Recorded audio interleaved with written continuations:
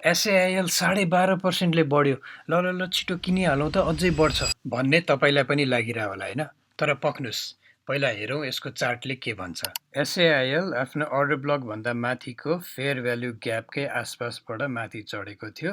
त्यो भनेको 1080 को पोइन्ट हो र अहिले एसएआइएल आफ्नो माथिको अर्डर ब्लकमा गएर ट्याप गरिसकेको छ, तर अर्डर ब्लक भित्र भने क्लोज गरेको थिएन। यसको राम्रो क्लोजिङ भनेको हिजो 1275 भन्दा माथि हुन्थ्यो, तर त्यो हुन सकेन। अब हामी रेजिस्टेन्सकै अराउन्डमा छौँ, त्यही भएर अब केयरफुल हुने पोइन्ट भनेको 1310, त्यसपछि 1347 को पोइन्ट हो र त्यो भन्दा पनि माथि जान्छ भने यसको 1400 सम्म जाने ठाउँ चाहिँ छ। जसले अलरेडी किनिसक्नु भएको छ उहाँहरूले चाहिँ होल्ड गर्न सक्नुभयो, तर जसले इन्ट्री गरिसक्नु भएको छैन भने चाहिँ हामी रेजिस्टेन्सकै अराउन्डमा छौँ। अहिले किन्ने टाइम चाहिँ होइन र अघि मैले भने जस्तै यसको 1400 प्लस सम्म जान सक्ने ठाउँ चाहिँ छ, तर त्यहाँसम्म जानलाई पनि विभिन्न हर्डलहरू पास गर्दै जानुपर्ने हुन्छ।